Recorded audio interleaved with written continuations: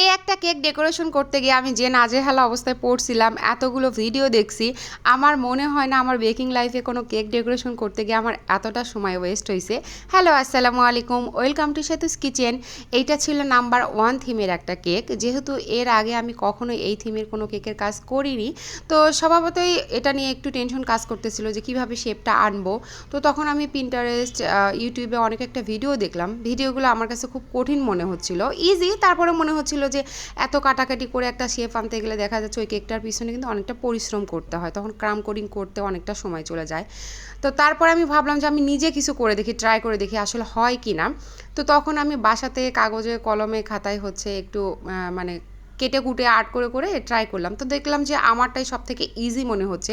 এই কেকটা বেশি কাটতে হবে না, মাত্র 2টা স্লাইস কাটলেই আমার একদম 1 থিমের যে শেপটা সেটা চলে আসতেছে। তো এই কেকের যে বোর্ডটা এটা ছিল 16 ইঞ্চি সাইজে, কেকটা কিন্তু বেশ ভালো পরিমাণে বড় ছিল।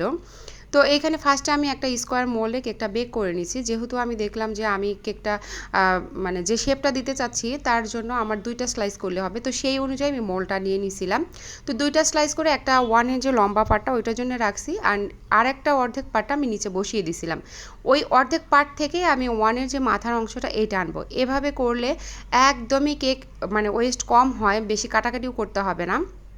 তো এটা একদম আমার কাছে ইজি মনে হয়েছে, মানে সবথেকে সহজ পদ্ধতিতে আর কি 1 থিমের কেক ডেকোরেশন এইভাবেই করা যাবে। নিচের যে পার্টটা এটা এখন আমি কেটে 2 ভাগ করে নিব। এইটা 2 ভাগ করে নিলেই কাজ শেষ, মানে আর অত মানে কোনো কাজই নাই, শুধু ক্রাম কোডিং করলেই কেকের ডেকোরেশনটা শেষ হয়ে যাবে। অনেকেই বলে না ইউটিউব দেখে শিখছি বা হচ্ছে বাসায় ট্রাই করে করছি, আসলে তা না, আপনাকে নিজেও কিছু বুদ্ধি খাটাতে হবে। তাছাড়া সবসময় আপনি নেট নির্ভর বা অন্যের ভিডিও দেখে নির্ভর এইটা আসলে হয় না, কিছু কিছু সময় নিজের বুদ্ধিটাও কাজে লাগাতে হয়। তো এই যে নিচের পার্টটা আমি 2টা ভাগ করে নিয়ে একটা পার্ট হচ্ছে মাথার 1-এর যে মাথার শেপটা ওটার জন্য দিব, আর এটার যে একটু অংশ ছিল সেটা আমি 1-এর মাথার দিকে দিব, তাহলে 1 মানে শেপটা একটু লম্বা হবে, দেখতে ভালো লাগবে। এইভাবে কাটিং করলে আপনার কিন্তু একটু কেকও নষ্ট হবে না। আমার ওই যে অল্প একটু সাইডে দেখতে পাচ্ছেন ওই অতটুকু কেকই আর কি বাচ্ছে, ওইটা মানে কত গ্রাম হবে, 10-20 গ্রাম এইরকম, এর বেশি আর না। তো ওইটুক কেকের জন্য হচ্ছে মানে এমন কিছুই হবে না। কিন্তু আমি ইউটিউবে যতগুলো ভিডিও দেখছি ওগুলোতে অনেক বেশি কাটাকাটি, আমার খুব কষ্ট হতো ওইভাবে করলে, এটা একদম আমার কাছে ইজি মনে হয়েছে। তো ভাবলাম সবার সাথে শেয়ার করি, যারা কখনো করেনি বা হচ্ছে নতুন কেকের অর্ডার আসলে করবে তারা কিন্তু এই ভিডিওটা দেখলে অনেক উপকৃত হবে। আমি এই জন্য চেষ্টা করছি আস্তে ধীরে সময় নিয়ে কেকটা কাটিং করে ভিডিওটা করতে, যাতে স্পষ্ট বোঝা যায়। নেটে আমি দেখলাম খুব স্পিডে ভিডিওগুলো দিছে, যেটা অতটা আমি বুঝতে পারিনি।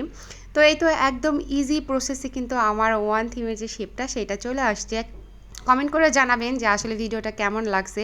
আমি কিন্তু মানে অনেক আগ্রহ নিয়ে কেকের কাজটা করছিলাম। এই যে দেখেন একদমই অল্প পরিমাণে এইটুক শুধু কেক বাচ্ছে, এর বেশি কিন্তু না।